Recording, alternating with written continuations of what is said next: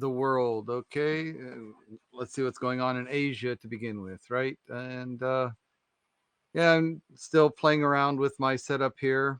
Got my microphone where I like it. See, I've got my green screen background going there. I am in wherever I am. Yeah. Wonder how much I can change this. Let's see.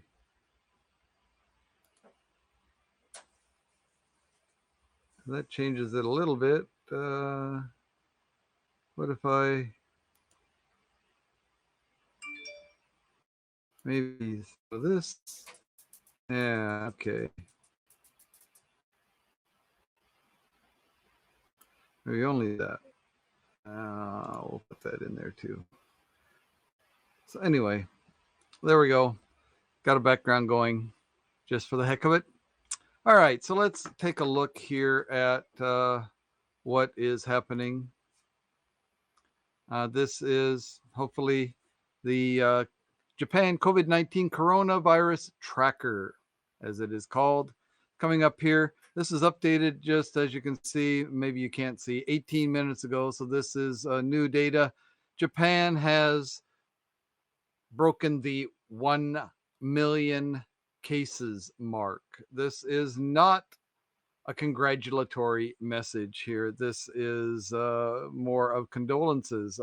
Unfortunately, we were not able to keep COVID at bay completely. 1 million. So that's still less than 1% of the population, but it's too many.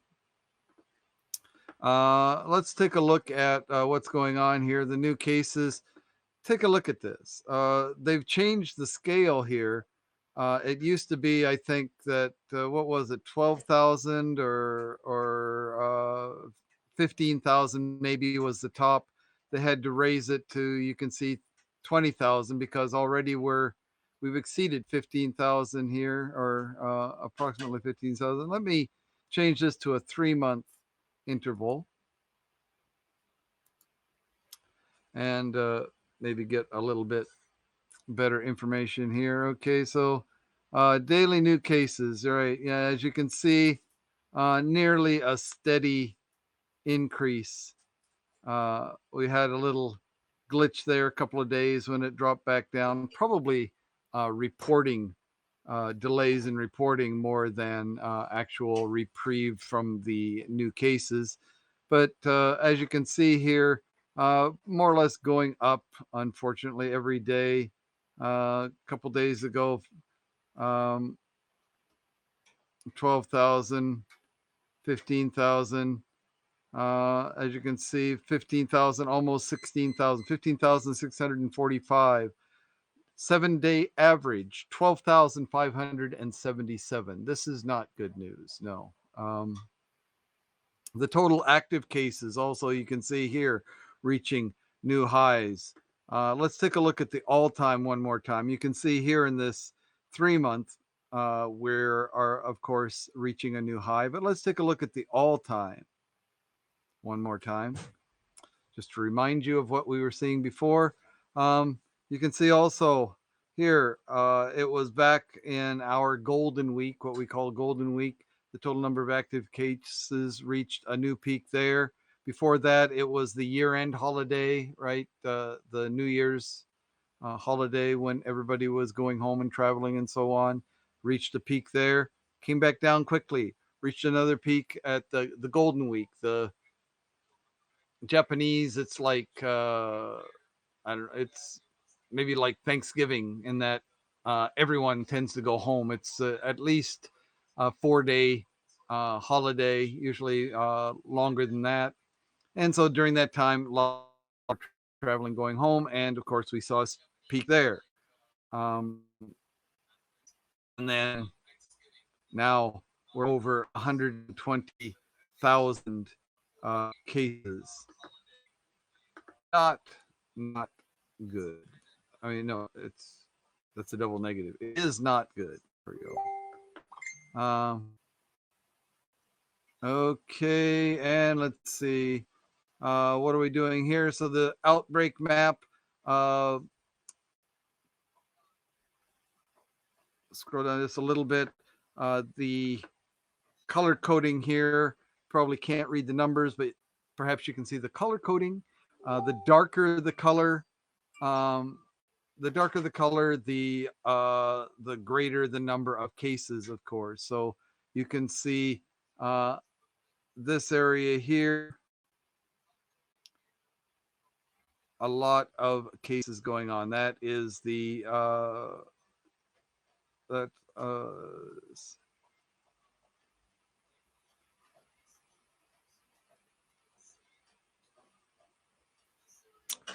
that's the Kanto area, the area around Tokyo and the surrounding areas, the high population area there. Another down here, the Osaka area. This is the area where I live, this island down here called Kyushu.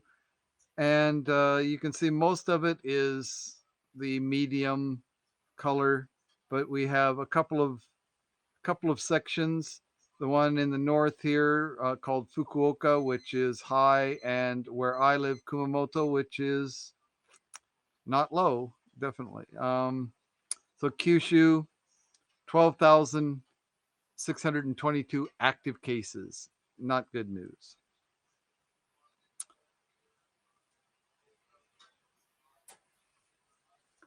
You can see Tokyo. Tokyo is actually down, or no, it's not. Or maybe it is down a few hundred itself, but you can see it's very, very high here, 4,500. I can't remember now. Maybe that is a new high also. Just broke 4,000 recently, and now 4,500. Not good. This is my area of the country. Fukuoka, you can see 840.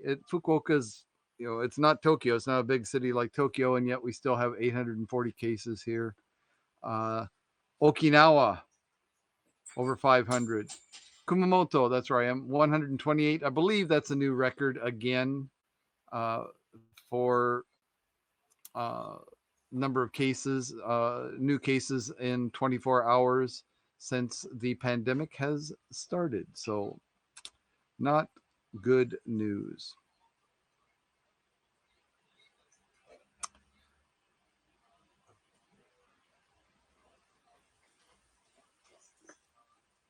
We don't have enough people vaccinated yet. We're doing better here. Let's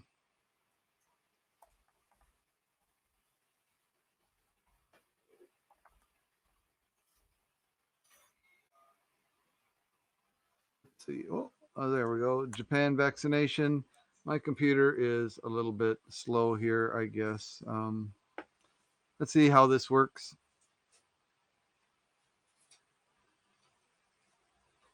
I should have set this up ahead of time. Sorry about that.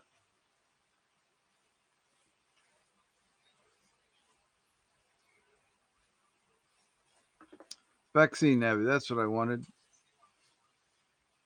Or is that what I wanted?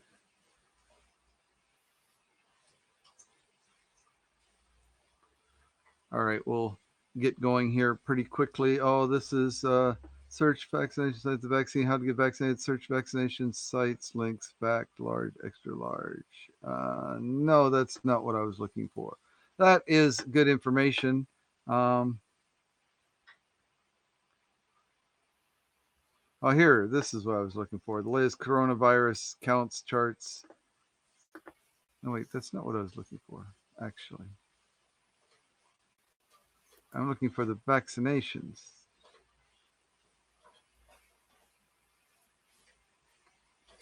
Yeah, this is kind of interesting. Maybe we should take a look at this. Talking about the vaccine passports, big news around the world. Lots of people are getting vaccine passports, but take a look at the headline here. It basically says it all. Japan vaccine passport struggles to open doors without reciprocity. Yeah, Japan has established a vaccine passport here. You can get them after you've had your 2 vaccines. You can bring in your paperwork and receive the vaccination passport. Yes. What it does for you is questionable right now. Let's see what this says here. Japan's new vaccine passports exempting Japanese travelers from entry restrictions have been slow to gain wide acceptance as the government hesitates to reciprocate the privilege to other countries. Right. Japan putting out their passport, but not accepting other countries' vaccine passports. Just 12 foreign countries and territories accept the vaccine passports, frustrating a business community here that had expected easier travel.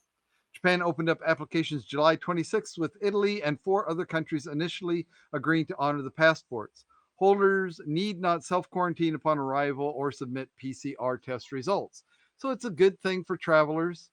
Um, it's a little bit questionable given the fact that even after being fully vaccinated, you still are only 70, 80, 85% protected from the Delta variant. And I'm not sure what the numbers are on the Lambda variant. So maybe we're kind of jumping the gun with these passports. But anyway, Germany, Hong Kong, and others have since joined the list, and talks with dozens more countries are in progress. But some countries say it is unfair for Japan not to offer the same exemptions it is requesting for Japanese holders. Of course. I mean, that seems reasonable. Uh, you accept mine, I'll accept yours. Japan's vaccine passports thus have only a limited reach. The US requires travelers from Japan to show a negative pre-flight COVID-19 viral test or proof of recovery from infection, for example. The UK and China have quarantine requirements. Still, the Japanese side is reluctant to ease its own entry restrictions. The spread of the Delta variant has led to Tokyo, Osaka, and 9 other prefectures coming under states of emergency or quasi emergencies, which is what we are under here. Quasi emergency, it's still relatively loose. They ask strongly that restaurants not serve alcohol, that bars close voluntarily, that restaurants close early, like at 8 or 9 o'clock, and things like that. They strongly ask that people don't gather in groups of more than 5, and so on, so on, and so forth. But this is all basically on a volunteer basis. Of course, volunteer basis in Japan is about as effective as legal mandates are in America. I'm sorry, that's probably overstating, but there is a tendency for Americans to say, "Hey, you can't tell me what to do." Japanese are not quite that belligerent when it comes to guidelines that the government poses. But anyway, even Japanese returnees, this I think is telling, even Japanese returnees holding vaccine passports are told to self quarantine for 14 days upon arrival. And the business community is not happy. Right.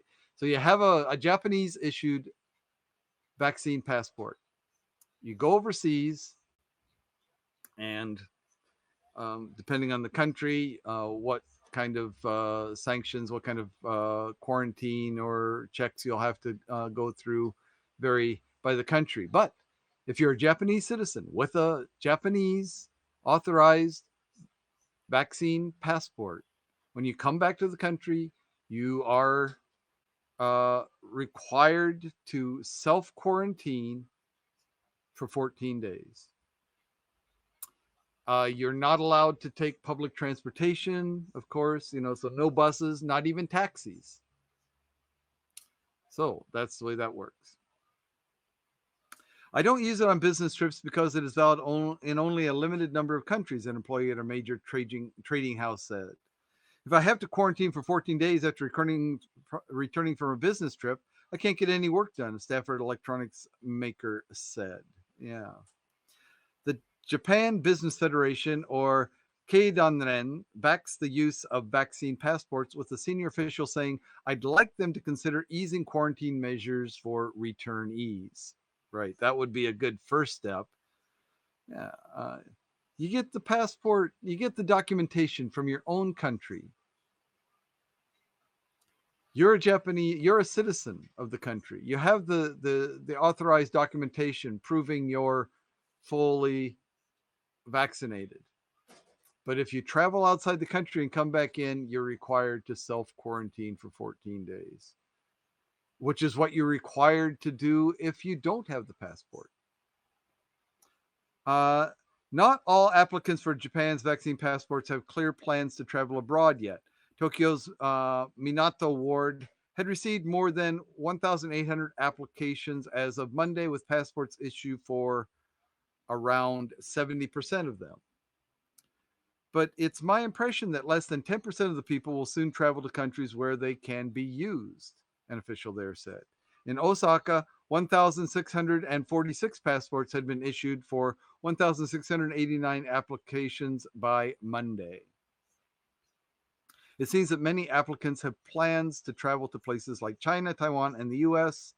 A city official said maybe they are getting them in case these places are added to the valid regions. Yeah, I mean it's not a big deal. A friend of mine, a colleague of mine, after getting his second uh, dose of the vaccine, very quickly went to the local Kyakusho, the local uh, branch of the city hall, and received his passport. It took, he said, a total of about 15 minutes. He was a foreigner. He just had the vaccine, the second vaccine done. His data was didn't. They were actually in the process of processing his application when his data finally showed up on the computer, but still they were going through it because he had the paper documentation and so on. So it's not a big deal, but it's not a very meaningful undertaking at this time either. And there's more information here, but you can read that for yourself. The Asian Nikkei.com is available online for people to peruse, and it has good information written in English, so that's nice too. Let's see. Oh yeah, that's average number of new infections reported in Japan has been consistently increasing for 12 days. Yeah, like I said, that chart that I saw a dip there, but this seems to indicate that, as I said, that was probably a reporting error, or just a lag in the cases being reported in a timely manner rather than an actual dip in the number of new cases. Um, Although they're talking about the average number of new infections reported in Japan. So even though it went down for a couple of days, the average was still going up because it was greater than 7 days before that. So yeah, that maybe that was accurate. Um, COVID-19 infections in Japan are at their peak. The highest daily average reported now at 11,075 infections reported each day. That's the average, right? Averaging 11,000. So as we've seen, close to 16,000, the most recent data I've seen. There have been 987,163 infections and 15,254 corona-related deaths reported in the country since the pandemic began. That is actually behind a little bit. As I said, we are now over a million, not 987,000, but over a million. 15,000 deaths. I think it is still 15,000.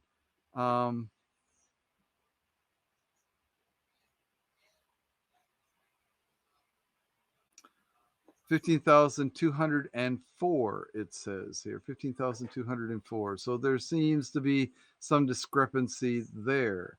15,204 compared to 15,254. What's correct? I don't know. But we see the same, basically the same chart that we saw on the other site. Neither one of them looking very good at all. Japan has administered at least 99,651,092 doses of COVID vaccine so far. Assuming every person needs 2 doses, that's enough to have vaccinated about 39.5% of the country's population. That is correct. Yeah. About 40% of the population has been vaccinated at least once. More than 40% has been vaccinated at least once. I think we're closing in on 35% that are fully vaccinated, maybe even 40% that have been fully vaccinated now, and I think slightly over 50% have had at least one shot. So it is proceeding nicely. Uh, we do see vaccine resistance here, people who are resistant to getting the vaccine. Again, maybe not as prevalent as it is in some countries, but there is a number. Let's see. Yeah. During the last week reported, Japan averaged about 1,346,000 odd doses each day. At that rate, it'll take a further 19 days to administer enough doses for another 10% of the population. So, in a little less than 3 weeks, 10% of the population can be inoculated, can be given the dose a dose of the vaccine, right? Yeah. So 3 weeks for 10%. We're at close to 40% now. So 3 weeks, 50%, 3 weeks, 60%, 3 weeks, 70%, 3 weeks, 80%. And that's when it will probably, between the 70-80% is probably when it will take make a drastic slowdown. One, as I talked about, people that are resistant to taking the vaccine. Two, we're getting into the young people, children that don't get the vaccine. So we're talking about percentage of the entire population rather than those that are currently eligible to get the vaccine. So children are in there. So lockdown. As COVID-19 infections began to be reported around the world, many countries responded by shutting down places like schools, workplaces, international borders in order to contain the spread of the virus. This chart shows how different lockdown measures were implemented during the course of the pandemic. So, schools, infections, trend. So, whoops, sorry. So, this is the trend of the virus, as you can see, going up here at the end. And this shows at the beginning, no lockdown measures or no data at the beginning.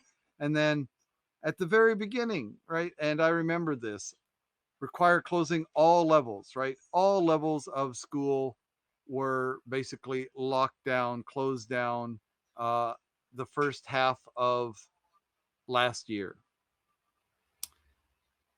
So in 2020, talking about this is talking about 2020.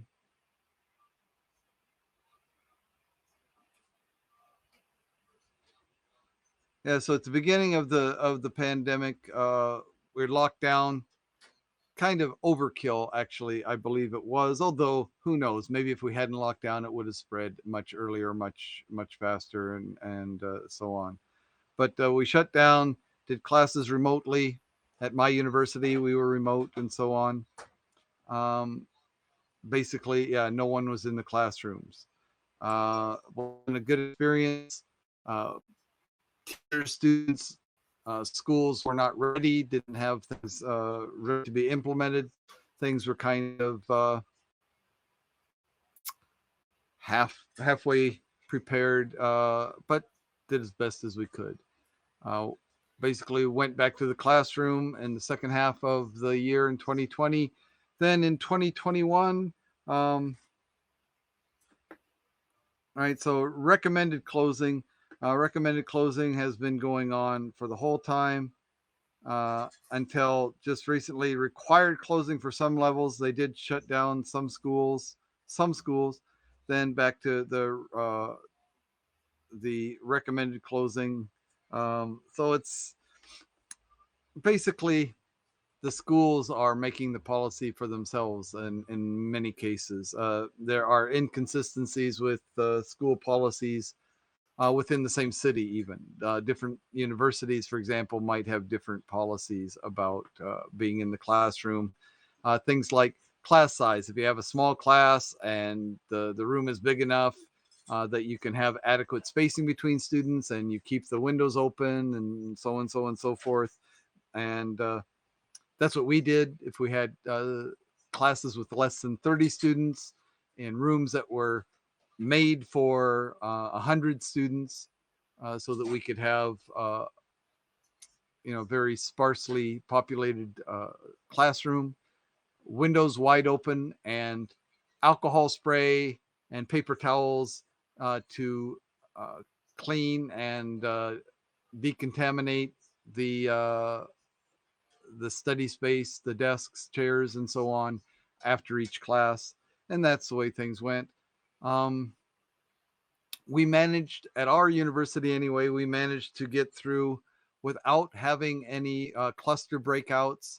We did have students that contracted the virus, but all the best evidence points to them contracting the virus at their part-time jobs or off of the school grounds, off campus. And fortunately, they didn't seem to spread the virus within the school, so that was a good thing. Of course, everybody wearing masks, and as I said, with the windows and doors open, and so on. So that seemed to have been a relatively effective procedure for what we were doing at our school. I guess we could take a real quick look. Workplaces, that was talking about schools. Workplaces were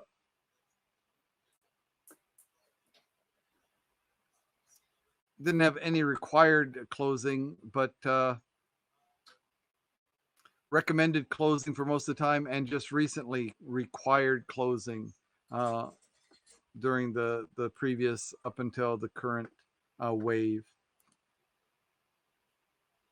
Stay at home,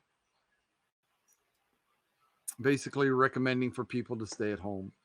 Nobody has been locked in their homes here.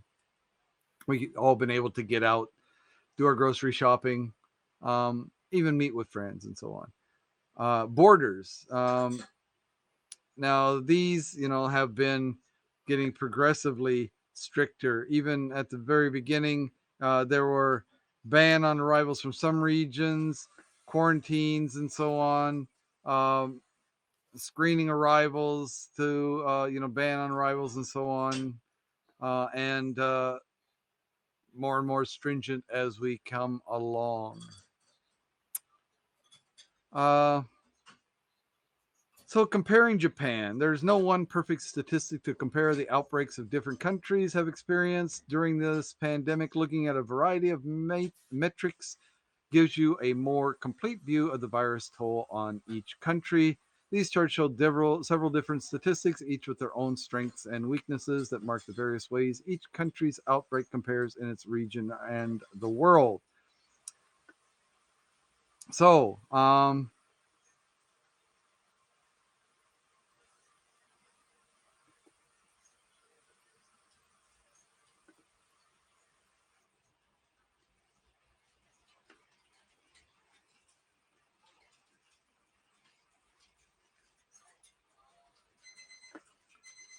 infections globally.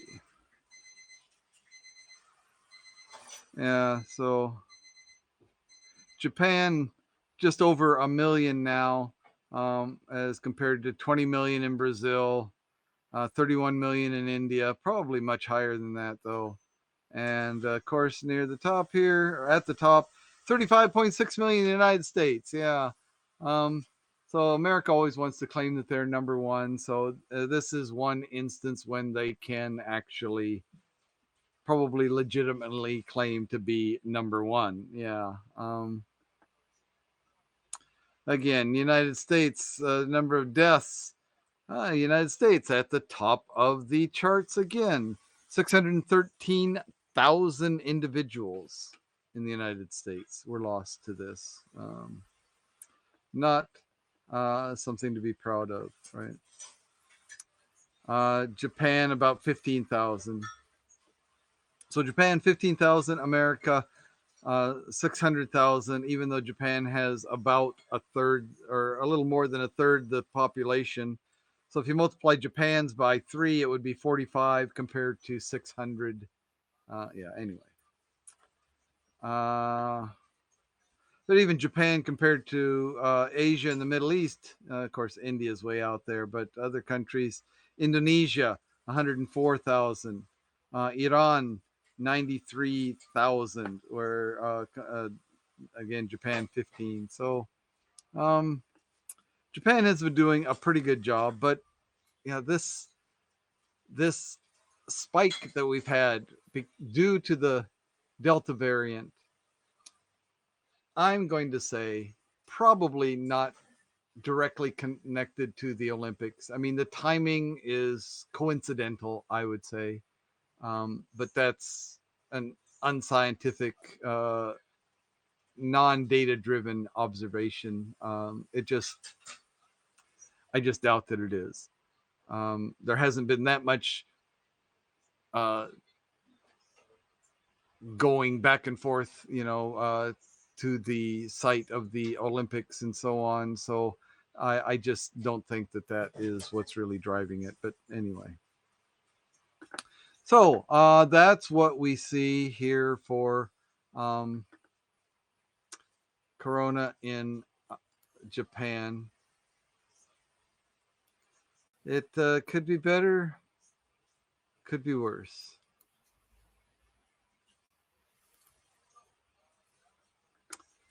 I have not gotten my second vaccine yet. I'm waiting. I'm scheduled to get my second Pfizer dose on Wednesday. So I'm looking forward to that. And I'm especially looking forward to a couple of weeks going by and really, so my immunity building up during those 2 weeks so that I'm as protected as I can reasonably hope to be at this point. Or I will be at that point, right? So about 2.5 weeks from now, I hopefully will be at the greatest level of immunity that I can hope for at this time, right? At that time. So anyway, that's what's going on in Japan right now. The Philippines is where's my I had these things and then I closed some of them and I closed some of the wrong ones.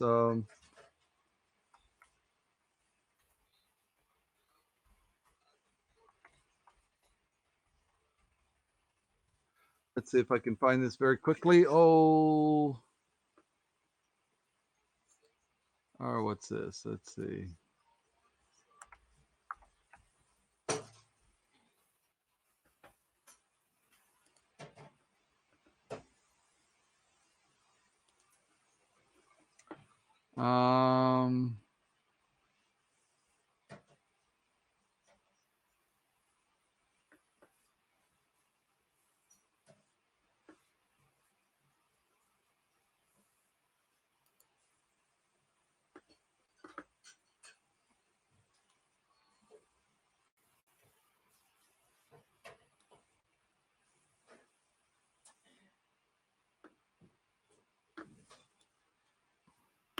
Let's just see what this says here.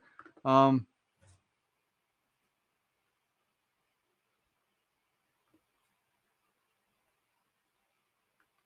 doesn't look as bad, but I guess that's just because the spikes aren't as prevalent because they've had a too high of infection rate for the entire time here. I mean, they started out slow, but then they never really shut down.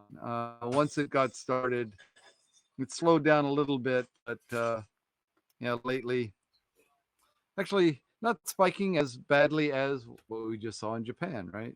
But like I said, there's been a lot more prevalence over the course.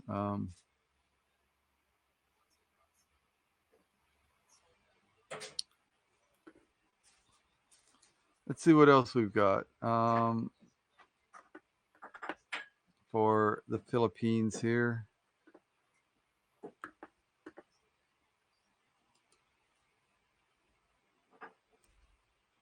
So let's see. 200. Oh, this is 200 million global cases. Yeah.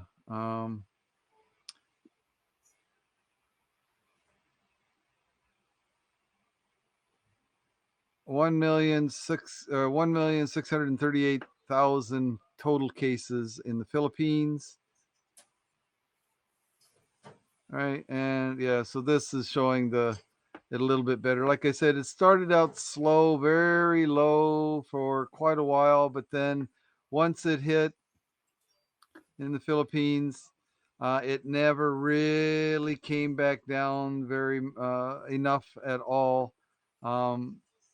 And so the spike, while it's a huge spike, it doesn't look like as drastic a spike as in other places, but that's because it just never got down low enough to really.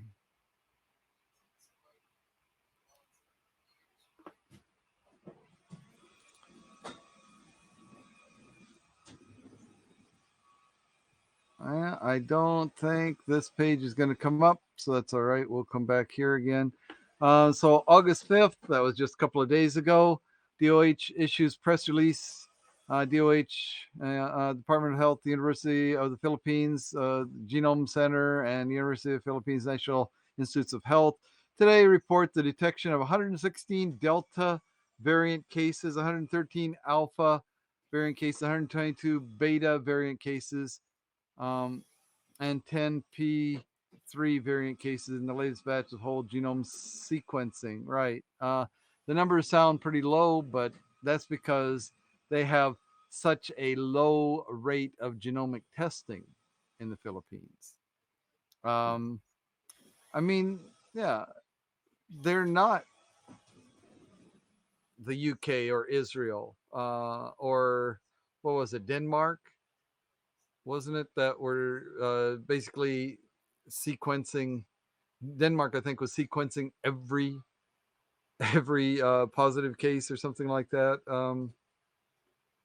Israel was sequencing a lot. UK sequencing a lot.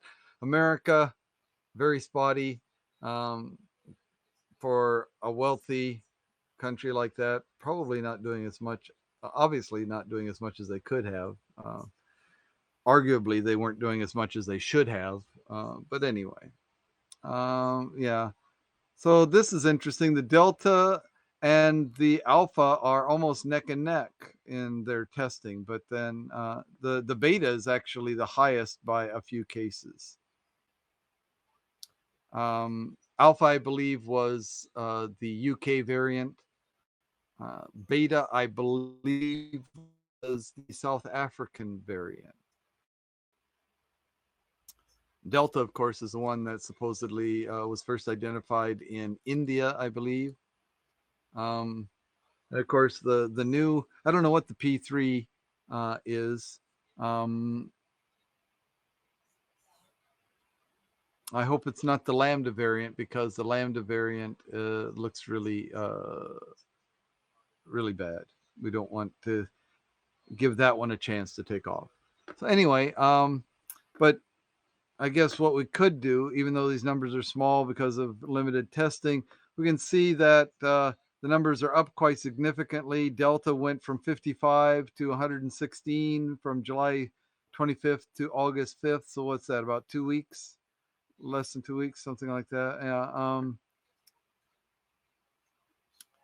94 Alpha to 113. So went up, what, about 20% there. 179 Beta down to 122 Beta. So the Beta went down a little bit, and the P3 variant about the same. So, yeah. On a personal note, people that I know in the Philippines, family members and so on, are getting vaccinated. Uh,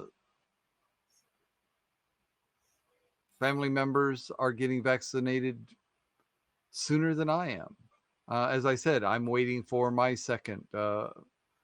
Several people I know in the Philippines have had their second vaccination already.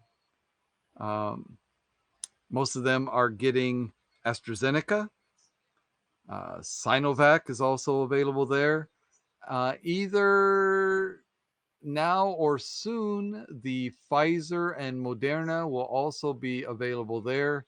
Although Pfizer does still have that refrigeration requirement, it's not as stringent as it used to be, but there are a lot of places still where the refrigeration requirement might be prohibitive in the Philippines. Moderna is a little bit better, but still, um, it's not like the AstraZeneca and the many of the others that a refrigerator will be fine for most of them. So um, yeah, so they're doing. I think the Philippines is doing pretty well for being a country with no more financial resources than they have, and the logistics problems that they have, being an island country and getting the things there and keeping things refrigerated and in good condition and so on. Yeah, so they're doing pretty well, I think. Um, Indonesia, India, Indonesia. Since I'm talking Dan in Asia, yeah, India and Indonesia both have had a rough time of it. Um, both countries with large populations. Of course, India, basically neck and neck with China as the most populous country, um, had a huge surge with the Delta variant, but Indonesia, very similar, uh, hit quite hard in many areas. So it's not over, and it's, to me, talking about the vaccination programs around the world and so on. I think the WHO came out recently and said that said something about they were critical of countries who were giving a third shot as a booster before many countries, most countries in the world have even achieved 10% of the population getting vaccinated. And I think that that's a legitimate uh, point to bring up. Of course, the other thing is, um, even if, I mean, it's not really safe to assume that if those third shots weren't given to the people in some countries like America, England, wherever, um, if they weren't given the third shot, it's not clear that those extra shots would actually make it into the right hands. Would they actually make it into these poor countries? Um, Pfizer, Moderna are raising the prices. Uh, are these countries that have paid taxpayers' money for these vaccines at these possibly inflated, might be a reasonable way to describe them, the inflated prices, um, and then turn around and give them away? I mean, I think on some level, I think that they should, especially people that are resistant, strongly resistant to receiving the vaccinations. Hey, if they don't want them, I mean, you may, as a nation, as a society, decide that you're going to mandate vaccinations, but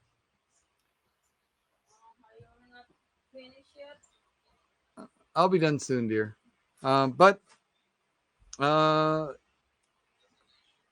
until you do mandate them, maybe it would be a good policy to share the wealth and pass those extra vaccinations, those extra vials of vaccine that you have lying around. Just a thought. Anyway, so this was a lot of COVID talk. I hope maybe it was of interest to some of you.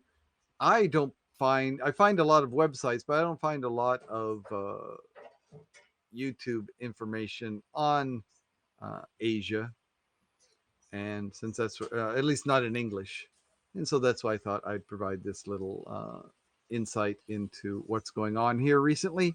But that's all I have for right now. The Olympics are winding down. We're coming to the end, so be that good, bad, or otherwise, that is the case. So anyway, thanks again for everyone that stopped in. Thank you for watching. If you haven't subscribed to my YouTube channel, please do that. I would very much appreciate it. I'm just starting out with YouTube, trying to get up a few subscribers, trying to improve myself a little bit there, make better content and more regular content and so on. And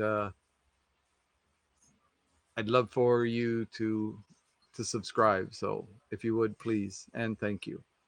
And of course, here on Haps, and you can also find me broadcasting live on Facebook Live. I also stream there. I know a lot of people watch me there. Thank you for that too. And that's all for today. See you again. Bye-bye.